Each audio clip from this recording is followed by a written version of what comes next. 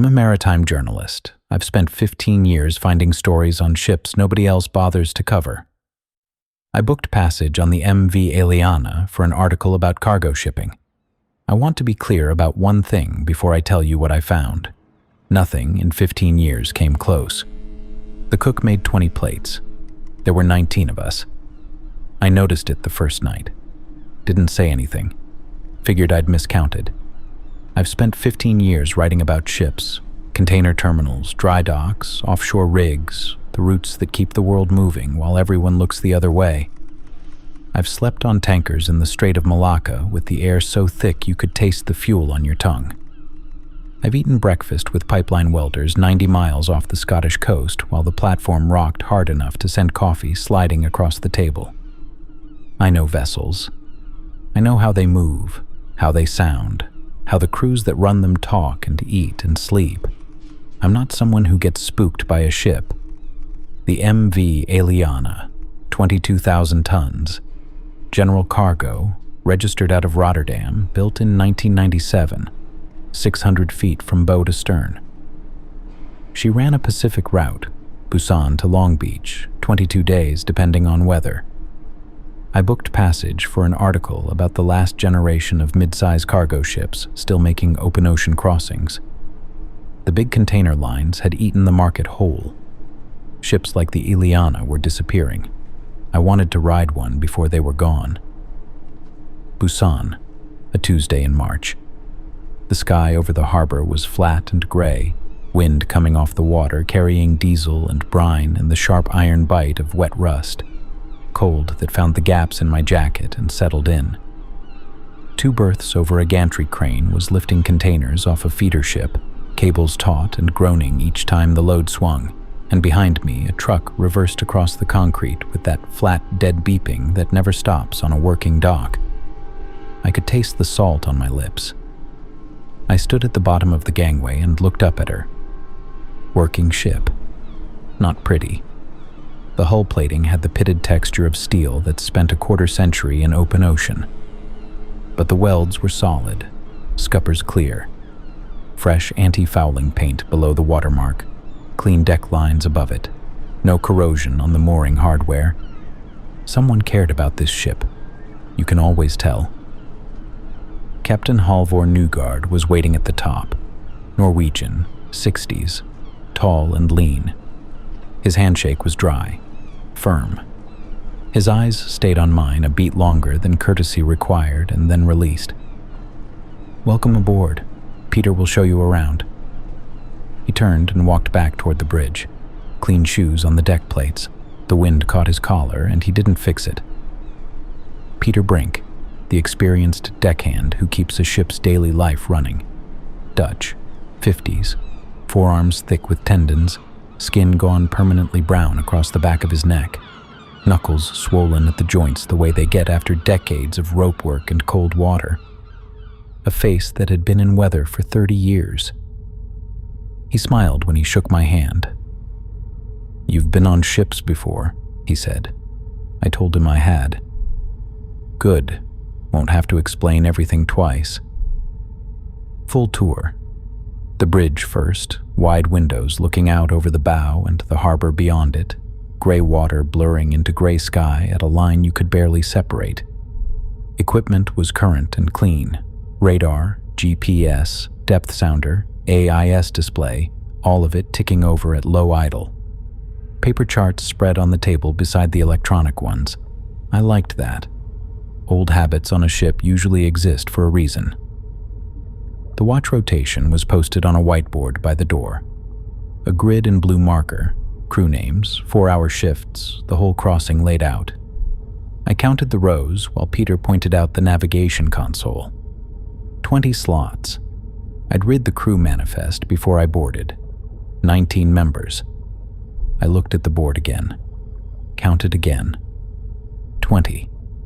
The last name at the bottom, separated from the others by a gap of about an inch, was just a first name. Soren. "Who's Soren?" I asked. Peter was already at the door. "Come on, I'll show you the engine room. Chief loves an audience." He didn't answer the question, didn't tense up, didn't change his voice, didn't do anything you could call a reaction. He just kept moving. I wrote it down in my notebook and followed him out. Engine room. Hot. The diesel was a deep, rhythmic kick I could feel in my ribs, in my teeth, in the soles of my boots, on the deck plating. The chief engineer was a short Greek man named Costas who wiped his hands on a rag that was dirtier than his hands and talked continuously about the engine's maintenance schedule. 20 minutes down there. The air smelled of machine oil and warm metal. My cabin. Main deck, starboard side. Small enough that I could touch both walls if I stretched my arms out. Bunk with a thin mattress. Desk bolted to the bulkhead. Porthole looking out over the rail at flat gray harbor water. Reading lamp above the pillow. The walls were that off-white that every ship in the world uses, slightly yellowed where the paint had aged near the overhead vent. The air tasted like cleaning solution layered over something stale underneath. Recycled ventilation, months of closed space. On the shelf above the desk, a coffee mug, white, no markings. I picked it up and turned it in my hands, clean, dry. I set it back and unpacked. Jacket on the hook, research notebook on the left side of the desk, field notebook on the right, pens between them. The engine vibration came up through the deck plates into my socks, steady. The porthole showed cranes still working against the gray. I was going to like this crossing. Dinner, 6 in the evening. The crew mess was a narrow room with one long table, metal chairs bolted to the deck, a kitchen window where the cook passed out plates. The overhead panel threw everything into flat yellow-white. The air was thick, frying oil, rice, onions, and the particular warmth of too many bodies in a room built for fewer. I sat at the end of the table, watched them come in. They moved around each other without thinking about it. Quiet jokes pitched low enough that I caught the rhythm, but not the words. Small nods. A hand on someone's shoulder as a body squeezed past to reach a chair. Somebody took the salt from across the table without asking, and nobody looked up. A few asked about the article. I gave the short version. The cook slid plates through the window. Rice, some kind of lamb stew. I counted them. I count everything. Tonnage, draft markings, bolts on a hatch cover. My brain does it whether I ask it to or not. 20 plates. I counted the people. Twice. 19, including me. One seat at the far end of the table was empty. One plate sat at the kitchen window uncollected, the steam still curling off the stew into the warm air of the mess. I almost opened my mouth. Then I told myself I'd miscounted the plates, or someone was on bridge watch, or eating in their cabin. The stew was better than I expected. I talked to the deckhand on my left about the route. He said the Pacific was calm for March. Mild swell, nothing serious. I wrote it down. That night, I lay in my bunk with the lamp off. The porthole was black. Nothing out there but water and dark. I listened to the ship. I'm good at this. I can read a vessel by its sounds the way some people read a house by its creaks. The Ileana's engine was a low, steady pulse rising up through the steel frame. Not loud, just present. The hull flexed against the swell. Long, slow groans as the plating took the pressure of the sea on the other side of it, adjusted, settled, took it again. Somewhere above me, a cable tapped against a stanchion in the wind. Tap, tap, tap, uneven. All of it right. All of it exactly what a ship sounds like at night when she's running well. Then something else, underneath the engine. Faint enough that I had to hold my breath to be sure it was real. A rhythm that had nothing to do with the sea or the machinery or the cable or anything I could file under normal operation. Back and forth, like footsteps on a hard surface, pacing a short distance, somewhere below me, somewhere forward. I lay there 20 minutes. It didn't stop. I told myself it was a cargo strap swinging against a bulkhead. I told myself it was the hull working in the swell. Both of those were reasonable. I believed them enough to close my eyes. Morning. The mug on my shelf had moved. I'd left it pushed against the wall, handle facing left. Now it sat at the edge of the shelf, handle right, clean, dry. Someone had taken it down, used it, washed it, put it back without knowing exactly how I'd left it. The cabin door was locked. I'd locked it before I slept. It was still locked when I woke up. I stood there looking at the mug for a long time. Then I pushed it back, handle left, against the wall, went to breakfast. Good crew, well-run vessel, promising material. I sat there with the pen in my hand. After a while, I wrote one more line, below a gap I left on the page without thinking about why. Sounds at night. Nobody used the starboard corridor. I noticed on day 3. A deckhand coming off the morning watch, still in his coveralls, walked right past the starboard entrance without looking at it and took the port side to get to the forward stores. Then a second deckhand that afternoon. Then the bosun, carrying a box of deck fittings heavy enough that his forearms were shaking. A box that would have been a 30-second walk through the starboard corridor. He took the port side instead, added a full minute, set the box down halfway to rest his arms, picked it up, kept going the long way round. Didn't seem to think anything of it. By day 4, I'd walked most of the ship myself. Bow to stern, bridge to bilge. I do this on every vessel I write about. Learn the layout with my feet, not the deck plan.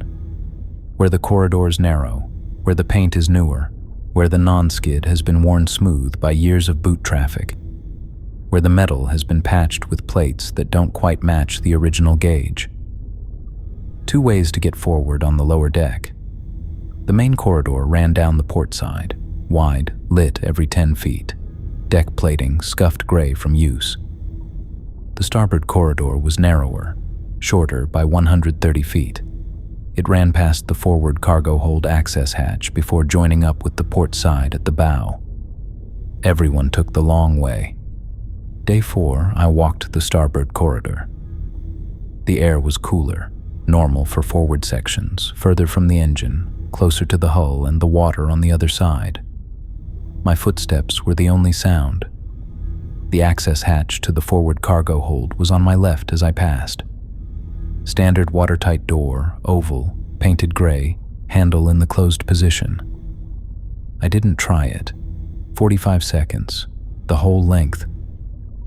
I came out at the bow junction and turned around and looked back. Empty corridor, strip lights running into the distance. Nothing wrong with it. I wrote it down and moved on. Day 5. I walked into the mess and a conversation died. A conversation between 4 men at the near end of the table. I'd heard it through the door from 10 feet down the corridor.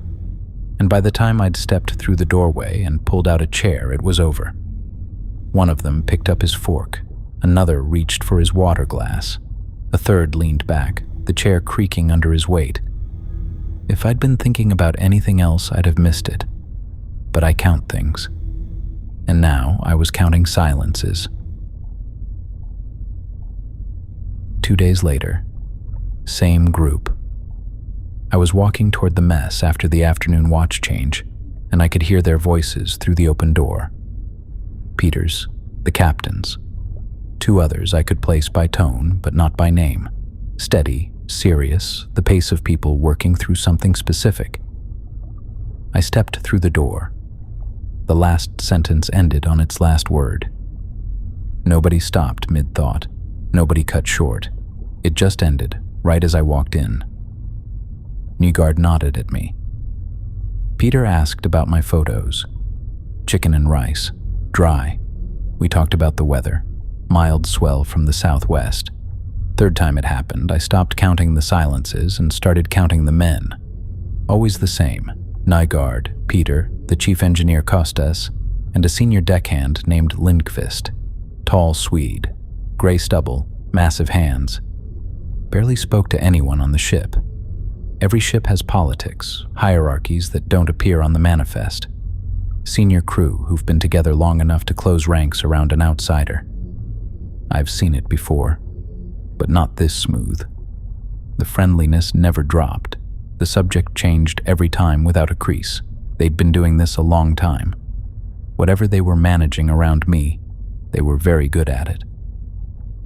Day 6, I saw Soren, mid-afternoon on the cargo deck. I was crouched by a twist lock fitting near midships with my camera, shooting the lashing rods for the article.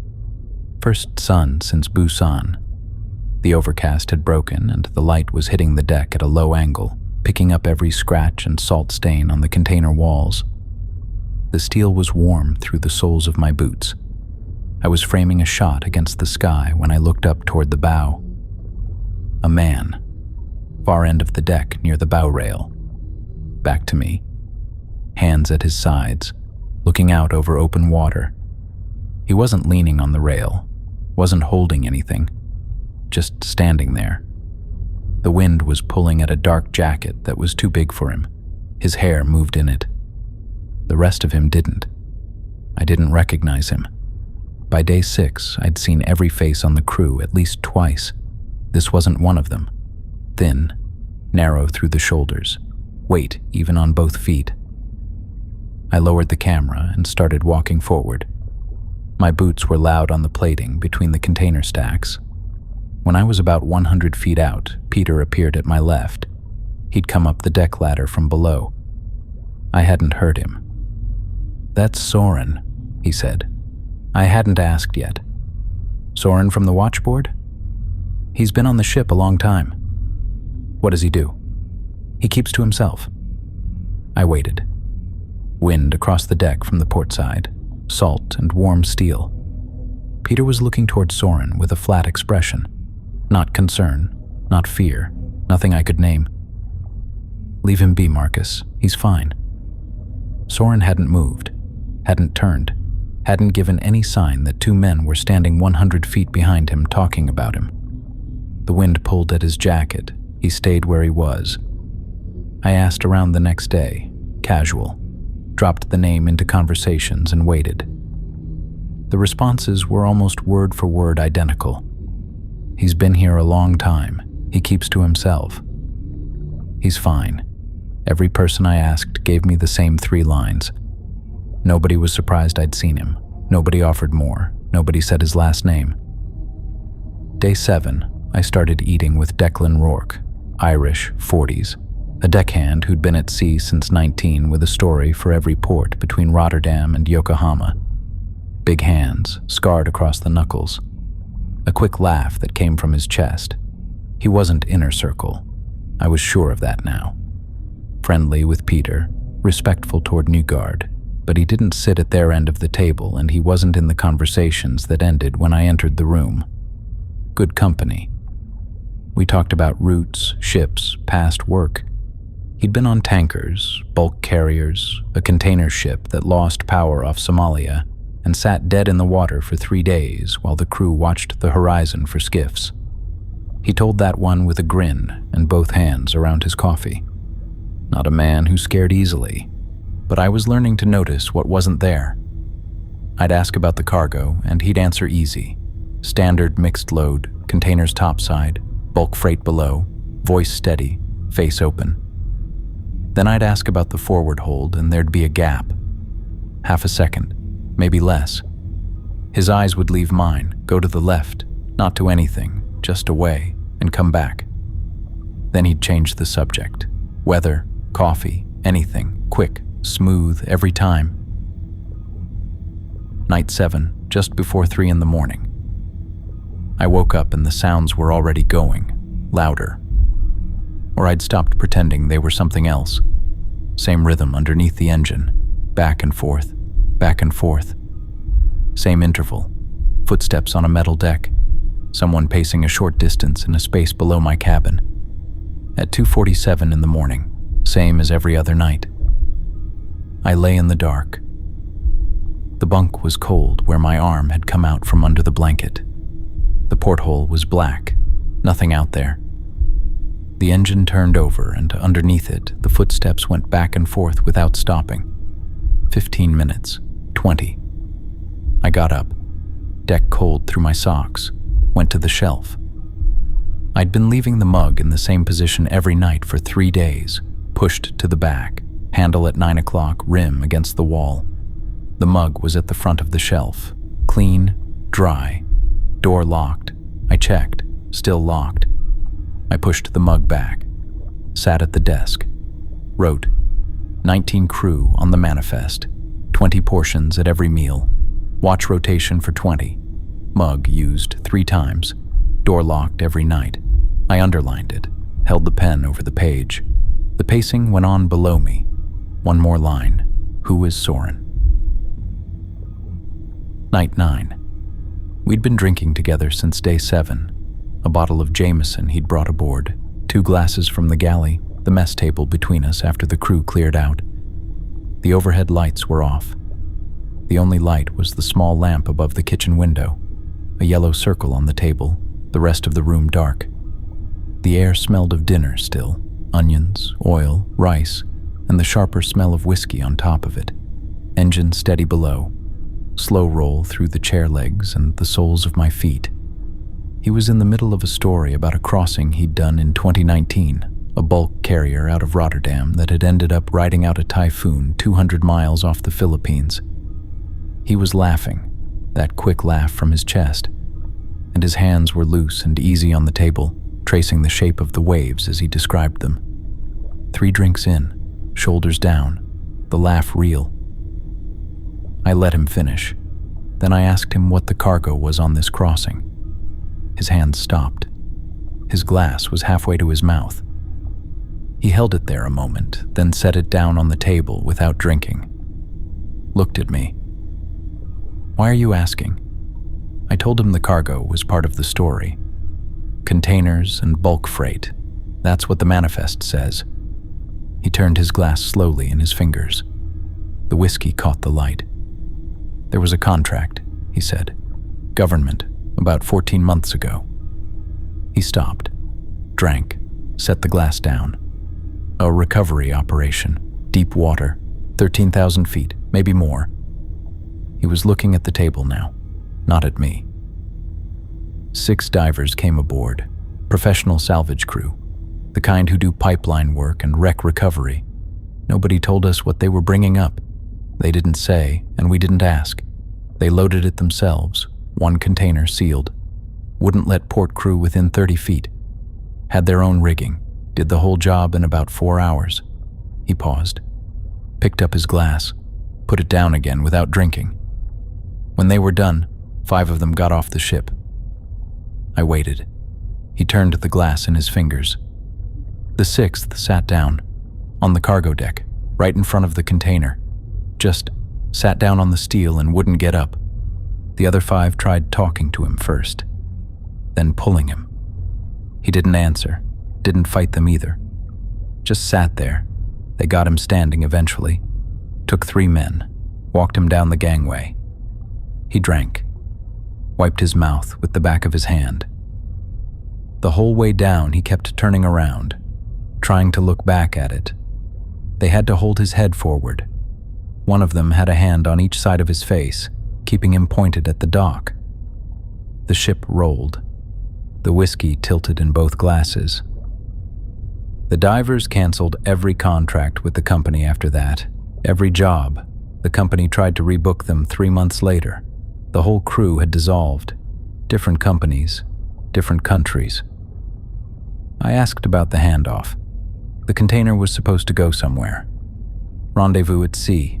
Government vessel was supposed to take delivery. They gave us coordinates and a date. He paused.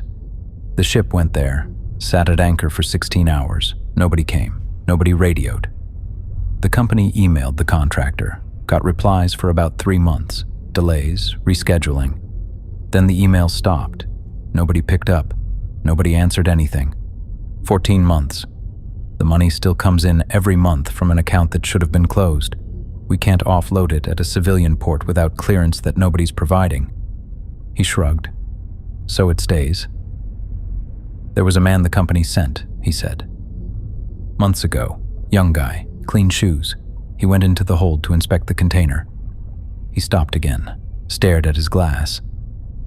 Came back up fine, spent an hour in his cabin. then came out and went straight back down. Peter stopped him at the hatch. He tried to go around Peter. Kept trying, calm about it. Not frantic, just kept walking toward the hatch. He picked up his glass. Put it down without drinking. Captain put him off at the next port. 2 days later, they found him below deck, sitting in front of the container. No record of him reboarding. Gangway watch hadn't seen him. He didn't remember coming back, just looked up and asked what time it was. The mess was very quiet. "It shouldn't be on a surface ship," Declan said. His voice had dropped. He was looking at the ring his glass had left on the table. "It belongs down there." He heard himself. His jaw tightened. He finished his drink in one swallow, stood. Set the glass on the galley counter, sharp sound on the metal, and walked out. "Good night, Marcus." I listened to his boots on the deck plates until I could only hear the engine. I sat alone with the lamp and the bottle and wrote down everything. 3 pages, front and back, every detail while it was exact. The divers, the 6th man, the coordinates where nobody came, the office man who couldn't stop going back. Morning. The mess was full. Plates, forks, the cook sliding food through the window. I was at the far end with coffee when Declan sat across from me. He had eggs, didn't touch them. Leaned forward. Low voice. "Whatever I said last night, I was drunk, talking nonsense. Forget it." Gone before I could answer. Shoulders set, hands in pockets, didn't look back. That same morning, I saw Peter come out of the galley carrying a tray. Not a plate, a tray, food, a cup, a napkin. He turned toward the forward lower corridor, the starboard one, the one nobody used. I followed, 60 feet back. He turned to the corner. I waited 10 seconds and followed. Empty. The full length of the corridor. Strip lights, gray plating, the access hatch 100 feet ahead on the left. Closed. Handle in the same position. Peter and the tray had gone through somewhere between the entrance and that hatch. 45 seconds of corridor. I walked to the hatch. Stood there. The air was cooler on my arms and face. The sounds were there. Mid-morning, ship running, crew working above me. Faint, rhythmic, behind the hatch. I didn't try the handle. Went back to my cabin. Days 11, 12, 13. I watched. Peter went down once a day, always between watch changes, always with the tray, always came back without it. The cargo deck cleared out between 2 and 3 in the afternoon. An hour, every day. My notes were narrowing. The early entries were dense. Draft readings, weather, engine RPM, fuel consumption. Material for the article. Around day 10, the entries get shorter, tighter. More about the forward hold, less about everything else. Day 13, just past 3 in the morning. I woke up, not gradually. Asleep to sitting upright, and I don't remember the transition. Hands flat on the mattress, heart going fast. Cabin black except for a thin line of light under the door. I'd been in the middle of a conversation, not a dream. Words I'd been saying or hearing, still in my head, already coming apart. I tried to hold them, couldn't get a single one clear. 10 minutes passed. The feeling faded, just the engine below, and underneath it, the pacing. I turned on the lamp, opened the notebook. Below the day's surveillance notes, I wrote, 3 in the morning. Woke suddenly, mid-conversation feeling, no memory of content. I looked at the line, closed the notebook, turned off the lamp, lay down. I didn't sleep. 14, just past 2 in the afternoon. I opened the hatch. The handle turned without resistance. I'd expected it to be locked. It wasn't. The oval door swung inward on dry hinges, and the air that came out of the hold was 10 degrees cooler than the corridor behind me. I could feel it on my face, on my forearms where I'd pushed my sleeves up. Cold air, still air, the kind that hasn't moved in a while. I stepped through. The forward cargo hold was large, low ceiling, maybe 7 feet, lateral beams at regular intervals. Strip lights overhead, half of them working, the rest dark or flickering at the ends of their tubes. The floor was the same diamond pattern non-skid as the corridors, but down here it was covered in grime, salt residue, condensation, the dirt of a space that gets used but not cleaned. Containers in rows, lashed to deck fittings with turnbuckles and ratchet straps. I could smell rust and damp metal and something else I couldn't place. Old, stale. I stood just inside the hatch and let my eyes adjust. The working strip lights gave enough to see by, but the shadows between containers were deep. The engine vibration was stronger down here, closer to the hull. I could feel it in my boots, in the bones of my feet, up through my shins, in my chest. I was a journalist. I was here to see what was here. That's what I told myself. The worn path was the first thing I noticed. The deck grime told the story. Most of the hold floor had an even coat of gray-brown film, untouched, weeks or months old. But there was a path. Starting from the hatch where I was standing and running straight between the container rows toward the forward end of the hold. The grime had been worn down to bare steel by repeated foot traffic. One route, back and forth, every day. The edges of the path were sharp, grime on one side, bare steel on the other. Nobody who walked this route ever stepped off it. I followed it. The path turned left at the end of a row, and then I saw it, set apart from the rest. 10 feet of clear deck around it on all sides, no other containers within reach.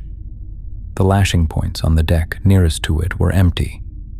Whatever had been stowed there had been moved to make room. The container was large, longer than a standard 20-foot unit.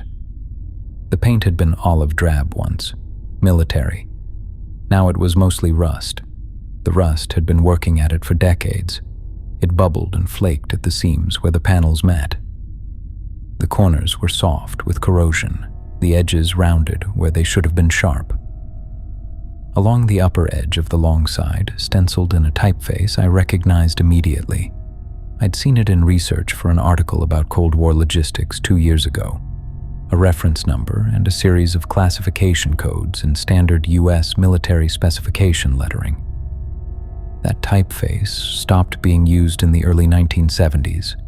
This container was older than this ship, older than most of the crew, and Soren Adler was sitting on the deck in front of it, back against the container, knees drawn up, forearms resting on his knees.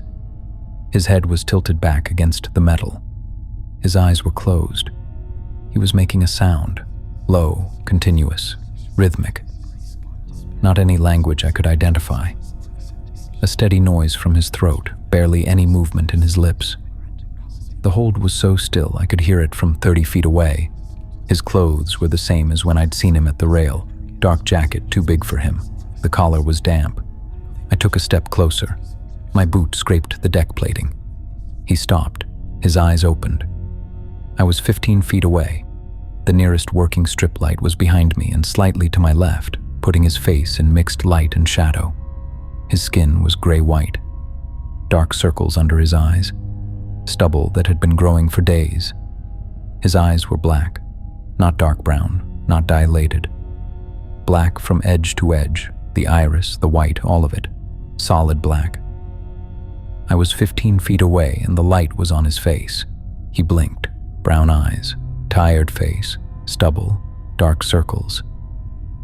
He looked at me. No expression, no surprise. Then his eyes went past me to a point over my shoulder and stayed there. His breathing was even. His hands didn't move. I stood there for maybe a minute. He didn't acknowledge me again. I stood there for maybe a minute. He didn't acknowledge me again. I walked past him to the face of the container. The cargo door was on the short end, standard double-door design, the latch handle rusted but intact. A heavy-duty padlock hung from the hasp. I pressed my ear against the door. The metal was cold on my skin. I listened. Nothing. just the engine vibration coming up through the floor into the steel. I straightened up, looked at the door, looked at the lock hanging loose. I put my hand flat against the metal. The cold hit first, not the cool of metal in a cargo hold. Cold. The kind of cold that makes the bones in your hand ache. 14 days on a ship with the engine running 24 hours a day, every surface on this vessel carrying some residual warmth from the machinery below, and this container was cold. My palm registered the temperature, and then something underneath it. A vibration, not a sound. I was feeling it. A steady movement inside the metal, coming up through my palm into my fingers. Not the engine. I knew the engine's frequency after 14 days on this ship. This was different, slower, deeper. It moved through the bones of my hand and into my forearm, and I could feel it in my elbow. I held my hand there. 5 seconds. 10. It didn't change.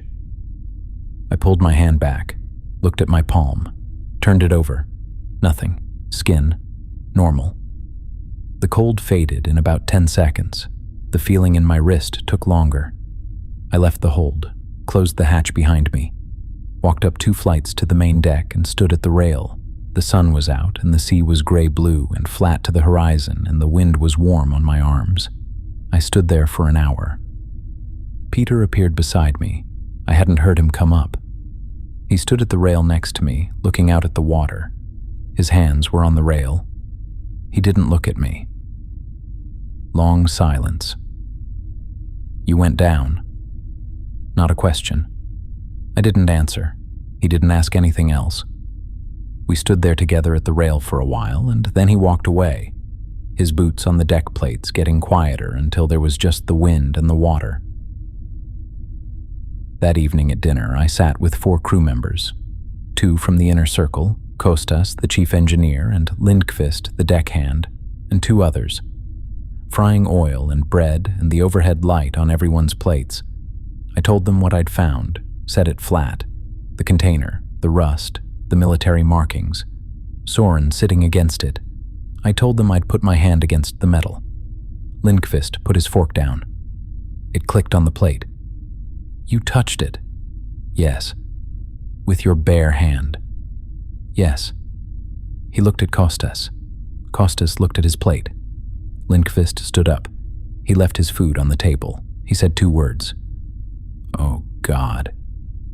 He walked out. The door swung and settled. Kostas got up without speaking and followed. One of the other 2 men at the table looked at me, then at the door, then back at me. He got up and left. The 4th man stayed for about 10 seconds. He was looking at my right hand. Then he left too. I sat alone at the table, 4 plates of food going cold around me. The cook was watching through the galley window. He closed the shutter. I went back to my cabin, sat at the desk, opened my notebook, turned to a clean page, wrote, Day 14. Entered the forward hold at approximately 2 in the afternoon through the starboard access hatch. I stopped, read it back. It was fine. I didn't know why I'd stopped. The pen was in my hand. The page was in front of me. I'd written 2 sentences about the most significant thing I'd seen in 14 days of reporting, and I couldn't write the 3rd. I closed the notebook, turned off the lamp, sat in the dark, and underneath it all, faint and steady, the pacing. I sat there until the sounds settled me enough to lie down. Day 15. I told myself the 3 in the morning wake-ups were nothing. Jet lag, new bed. I'd slept on ships before. I wrote it off. Day 16, 3 in the morning, awake. Sitting upright with my hands flat on the mattress and my heart going. The cabin was dark except for the line of light under the door. Mid-conversation feeling, words in my head already coming apart, gone before I could hold any of them. Day 17, 18, same. I sat up in the bunk and reached for the notebook on the desk, pen cold in my fingers, and wrote it down the way I had every night. Then I flipped back through the pages. 7 entries, same time, same words. 7 identical lines in my own handwriting, one below the other, the ink getting slightly heavier each night where I pressed harder without noticing. I read them twice. They didn't seem important enough to keep writing down. I stopped. That morning, I went through the whole notebook. The early notes, days 1 through 5, were sharp.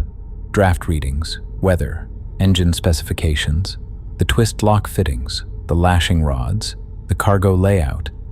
I'd written about the paint on the hull and the grain of the deck plating and the exact way Costas wiped his hands on a rag that was dirtier than his hands. The kind of detail I get paid for. I could see the article in those pages. The recent pages were different, shorter, sentences that didn't finish, the hold, the path and the grime, the stencil typeface, the temperature of the metal. Nothing about the ship's commercial operation, nothing about the route. I hadn't written a word about containerized freight in 6 days.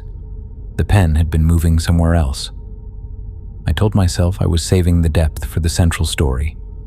The article needed a focus. This was it. That made sense. I accepted it. That same day, I noticed I'd been taking the port corridor. Every time. For at least 3 days. I couldn't remember when I'd stopped using the starboard side. I stood at the entrance to the starboard corridor and looked down it. Strip lights, gray plating. The access hatch at the far end, closed, handle in the same position. The air was cooler on my face and arms. Nothing wrong with it. I walked it. My boots on the deck plating. 45 seconds. Fine. Came out the other end and went about my day. Next morning, I took the port side without thinking. I was halfway to the bow before I realized I'd done it again. Day 19. I went back to the hold. The hatch opened the same way. The handle, the dry hinges, the cold air pushing out into the corridor. I walked the worn path between the containers and turned left at the end of the row. Soren was there, same position. Back against the container, knees up, forearms on his knees, the low, steady sound coming from his throat. His eyes were closed. The dark jacket hung loose on his shoulders. He didn't open his eyes when I came in. I sat down on the deck across from him, 10 feet away. The steel was cold through my trousers, the diamond pattern non-skid pressing into my palms when I leaned back on my hands. I could feel the engine vibration in my legs and in my spine where I rested against a cargo crate. The strip light above us was one of the working ones. It put a flat white circle on the deck between us. I sat there. After a while, the sound he was making settled into the background. I stopped noticing it. I sat, and the time went somewhere. An hour, maybe more. I got up, my knees were stiff from the cold deck. My fingers had gone white at the tips. I walked out without looking back. Closed the hatch, went to my cabin. The mug was on the shelf. I looked at it. Couldn't remember the last time I'd checked whether it had moved. Day 20. The ship was 2 days from port. Owen had texted twice. The first one said he'd booked a hotel near the terminal. The second asked for my ETA. I read both messages sitting on the edge of my bunk in the dark, the phone screen bright against the cabin walls. I put the phone face down on the desk. Didn't reply. Day 21. The article notebook had 4 pages left. I sat at the desk and flipped through what I'd written that week. The last real entry was about the container, the approximate age based on the stencil typeface, the military specification codes, the padlock left open on the hasp. The detail was accurate. Good work. Clear handwriting. I didn't remember writing it. I read it back 3 times. The handwriting was mine. The facts were right. I couldn't place the moment I'd sat down and put pen to paper. Couldn't picture the desk or the lamp or the cabin around me while I'd written it. Day 22. Port. I heard the gangway go down from the cargo deck, the clang of metal on concrete, the rattle of the chains as the crew secured it. The sun was out. I could see the dock, wet concrete, painted lines, a forklift idling near a stack of pallets. The terminal building beyond it, the city behind that, buildings, traffic, a crane working at the next berth over. I could see Owen at the barrier in a brown jacket, looking up at the ship, shading his eyes with one hand. I picked up my bag, put it down. I stood there looking at the gangway. I could feel the ship underneath me, the engine idling. I stood there for 20 minutes. Crew walked past me carrying bags. A port official came up the gangway with a clipboard and went back down. Owen checked his phone and looked up again. I watched all of it from the rail, and I could not find a reason to walk down that gangway that was stronger than the reason to stay. I didn't have a reason to stay. I stood there anyway.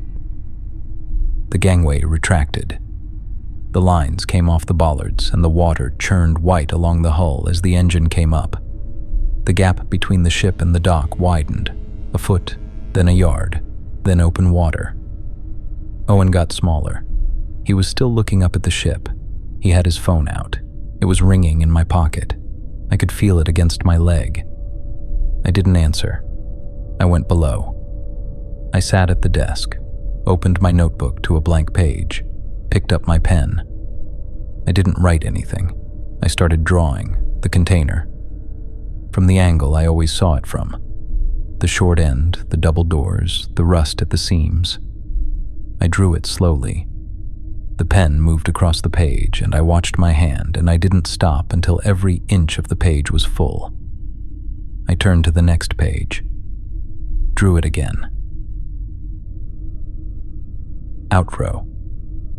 The MV Ileana docked at Long Beach for the second time 6 weeks later. Owen had been tracking the vessel page on the shipping company's website since the day it left.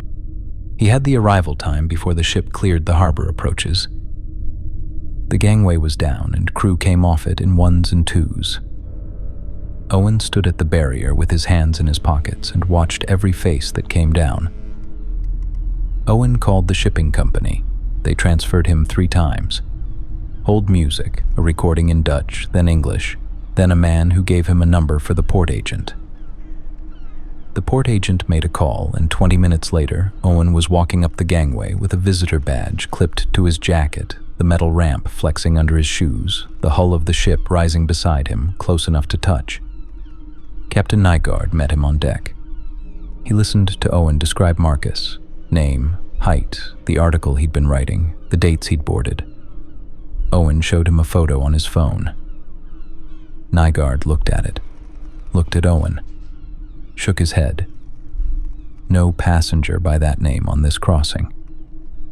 He opened the logbook on the bridge console and turned it so Owen could read it. The passenger manifest had one entry, a marine surveyor who'd disembarked in Yokohama. Marcus Hale was not in it. Owen spoke to 4 crew members on the main deck, showed the photo to each of them. Same answer every time. Haven't seen him. No record of him boarding. They looked at the photo and handed the phone back. Not one of them hesitated. Owen thanked the captain, walked back toward the gangway. The dock below was loud with machinery. He was 10 steps down when someone appeared at his elbow. Peter Brink. Owen didn't know his name yet. A thick man with brown weathered skin on the back of his neck and knuckles swollen at the joints. He didn't introduce himself, didn't speak. He pressed a notebook into Owen's hands, worn cover, swollen with pages, held shut with a rubber band that had cut a groove into the cardboard. He put a finger to his lips, turned and walked back up the gangway before Owen could say a word. Owen took it back to his hotel room, sat on the edge of the bed. The room was quiet, street noise through the window, an air conditioning unit ticking in the wall. He pulled off the rubber band, opened it. The first pages were Marcus. The article, sharp, specific, full of detail. Draft readings and weather and engine specs and the way a chief engineer wiped his hands on a rag dirtier than his hands. Owen knew the voice. Then the entries got shorter, less detail, sentences that stopped halfway, then lists, His mother's phone number, Owen's address, his own full name written at the top of page 34, the same name again on page 41. Then drawings, page after page after page, the same shape, a rectangle with a seam down the middle, rust marks at the edges, a handle on the left side, ballpoint pen pressed hard enough to leave grooves in the paper. Every page filled completely.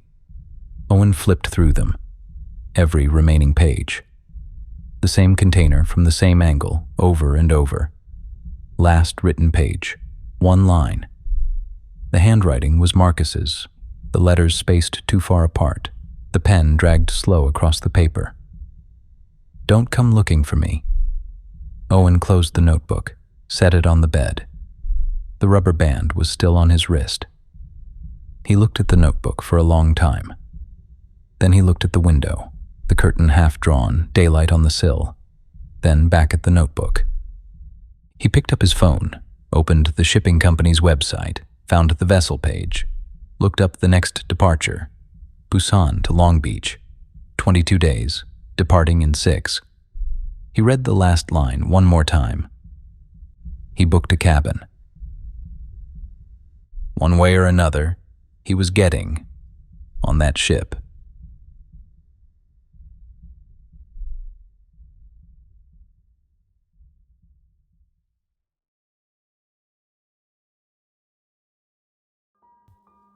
Rex here. Thank you for listening. The fact that you stuck around till the end means a lot. I'm dropping the next one in a couple of days as usual, so make sure to follow. I'll see you in the next one. Good night.